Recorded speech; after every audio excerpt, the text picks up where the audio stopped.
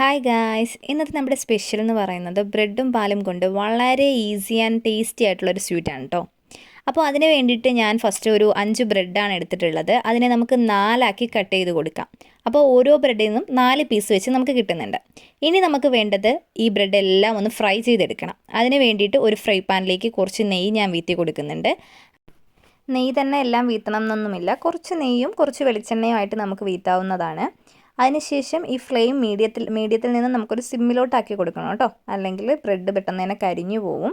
അപ്പോൾ ഇനി ഓരോ ബ്രെഡ് വെച്ചിട്ട് നമുക്ക് വെച്ച് കൊടുക്കാം. അങ്ങനെ ഞാൻ എല്ലാ ബ്രെഡുകളും എന്ത് ചെയ്യുന്നുണ്ട്, വെച്ച് കൊടുക്കുന്നുണ്ട്. അങ്ങനെ എല്ലാ ബ്രെഡും നമ്മൾ വെച്ച് കഴിഞ്ഞിട്ടുണ്ട്. ഇനി ഓരോ സൈഡ് കളർ മാറുന്നതിനനുസരിച്ച് നമുക്ക് മറിച്ചിട്ട് കൊടുക്കാവുന്നതാണ്. ഒരുപാട് അങ്ങ് കളർ മാറണം എന്നില്ല, ഇതുപോലെ കുറച്ചൊന്ന് ബ്രൗണിഷ് ഷെയ്ഡ് ആകുമ്പോഴത്തേക്കും നമുക്ക് മറിച്ചിട്ട് കൊടുക്കാവുന്നതാണ്. അപ്പോൾ ഫ്ലെയിം എപ്പോഴും സിമ്മിലായിരിക്കാൻ തന്നെ നോക്കണം, കൂട്ടി കൊടുക്കരുത്, ബ്രെഡ് കരിഞ്ഞു പോവും. മറിച്ചിട്ടതിന് ശേഷം നമുക്ക് പ്രസ് ചെയ്ത് കൊടുക്കാം. അപ്പം നെയ്യ് ആയാലും വെളിച്ചെണ്ണ ആയാലും ഒന്ന് പിടിക്കാണ്ട് അപ്പുറത്തെ സൈഡിലോട്ടേക്ക് പൊക്കോളും കേട്ടോ. അങ്ങനെ ഞാൻ എല്ലാ ബ്രെഡും ടോസ്റ്റ് ചെയ്തെടുത്തിട്ടുണ്ട്. ഇനി നമുക്കിത് മാറ്റി വെച്ചേക്കാം. ആ ഫ്രൈ പാനിൽ തന്നെ വെച്ചേക്കരുത്, കാരണം അതിൻ്റെ ഫ്രൈ പാനിലെ ചൂട് കൊണ്ട് ചിലപ്പോൾ കരിഞ്ഞു പോവും. ഇനി നമുക്കൊരു പാത്രത്തിലേക്ക് 1/2 ലിറ്ററോ 2.5 ഗ്ലാസ് പാലോ എടുക്കാവുന്നതാണ്. ഇനി ആ പാല് നന്നായിട്ട് തിളച്ച് ഒന്ന് നന്നായിട്ട് കുറുകി വരുന്ന സമയത്തേക്ക് നമുക്ക് ഒരു 2 ടീസ്പൂൺ കസ്റ്റാർഡ് പൗഡർ നന്നായിട്ട് മിക്സ് ചെയ്തെടുക്കണം. ഒന്നുകിൽ പച്ചവെള്ളത്തിലോ അല്ലെന്നുണ്ടെങ്കിൽ പാലിലോ നമുക്ക് മിക്സ് ചെയ്തെടുക്കാവുന്നതാണ്. ഞാനിപ്പോൾ പാലിലാണ് മിക്സ് ചെയ്തെടുക്കുന്നത്. കസ്റ്റാർഡ് പൗഡർ നന്നായിട്ട് മിക്സ് ആവുന്നതനുസരിച്ചുള്ള പാല് നമുക്ക് എടുക്കാവുന്നതാണ്. നല്ല തിക്ക് കൺസിസ്റ്റൻസിയിലാണ് വേണ്ടതെന്നുണ്ടെങ്കിൽ കുറച്ച് അധികം കസ്റ്റാർഡ് പൗഡർ മിക്സ് ചെയ്തെടുത്താൽ മതി കേട്ടോ. ഇനി അപ്പോൾ നല്ലതായിട്ട് ചൂടായിട്ടുള്ള പാലിലേക്ക് വേണം ഒഴിച്ചു കൊടുക്കാനായിട്ട്. ഒഴിച്ച ഉടനെ തന്നെ നന്നായിട്ട് ഇളക്കി കൊടുക്കണം, അല്ലാന്നുണ്ടെങ്കിൽ നന്നായിട്ട് കട്ട പിടിക്കാൻ ചാൻസ് ഉണ്ട്. കട്ട പിടിച്ച് കഴിഞ്ഞാൽ നമുക്കൊന്നും ചെയ്യാൻ പറ്റില്ല, അതുപോലെ അടിയിലും പിടിക്കും.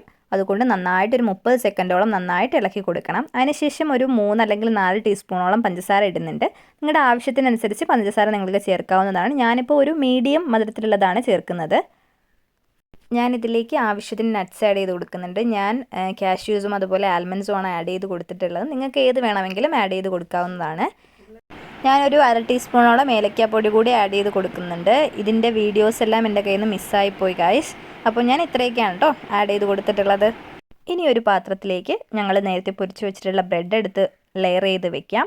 ആദ്യം ഒരു ഫസ്റ്റ് ലെയർ ആയിട്ട് കുറച്ച് ബ്രെഡ് എടുത്ത് വെക്കുന്നുണ്ട്. അതിലേക്ക് ഈ മിക്സ് നന്നായിട്ട് ഒഴിച്ചു കൊടുക്കാം. ആൻഡ് സെക്കൻഡ് ലെയർ ആയിട്ട് വീണ്ടും ബ്രെഡ് വെക്കുന്നു. അതിനുശേഷം വീണ്ടും ഫുൾ ബാക്കിയുള്ള ബാലൻസ് ഉള്ള എല്ലാ മിക്സും ഇതിൻ്റെ അകത്ത് ഒഴിച്ച് നന്നായിട്ട് സോക്ക് ചെയ്ത് വെക്കുന്നുണ്ട്. വേണമെന്നുണ്ടെങ്കിൽ നമുക്കിപ്പോൾ തന്നെ ഇത് കഴിക്കാം. ഇപ്പോൾ കഴിക്കുമ്പോൾ ക്രഞ്ചി ആയിട്ട് നല്ല ജ്യൂസി ഫീലിങ്ങിലിരിക്കും. ഫ്രിഡ്ജിൽ വെച്ച് നന്നായിട്ട് തണുപ്പിച്ചിട്ട് കഴിക്കുമ്പോഴും നല്ല ടേസ്റ്റാണ് കേട്ടോ. നിങ്ങൾക്ക് ഇഷ്ടമുള്ള രീതിയിൽ ഇത് സെർവ് ചെയ്ത് കഴിക്കാവുന്നതാണ്. അപ്പോൾ ഞാൻ ഇതിലേക്ക് നേരത്തെ ഡെക്കറേഷന് വേണ്ടിയിട്ട് നേരത്തെ ചോപ്പ് ചെയ്ത് വെച്ചിട്ടുള്ള നട്ട്സും കൂടെ ആഡ് ചെയ്ത് കൊടുക്കുന്നുണ്ട്. കാഷ്യൂസും ആൽമണ്ട്സും ആണ് ഞാൻ ആഡ് ചെയ്ത് കൊടുത്തിട്ടുള്ളത്. അതിനുശേഷം ഞാനിത് ഫ്രിഡ്ജിൽ വെച്ചിട്ടാണ് കേട്ടോ കഴിക്കുന്നത്. അപ്പോൾ നമുക്കിത് എങ്ങനെ വേണമെങ്കിലും നിങ്ങൾക്ക് ഇഷ്ടാനുസരിച്ച് സെർവ് ചെയ്യാവുന്നതാണ്. പിന്നെ ഇത് ഈസി ആൻഡ് എമ്മി റെസിപ്പിയാണ്. എല്ലാവരും ട്രൈ ചെയ്ത് നോക്കിയിട്ട് ഫീഡ്ബാക്ക് അറിയിക്കണേ. അപ്പോൾ ഓക്കെ, ബൈ.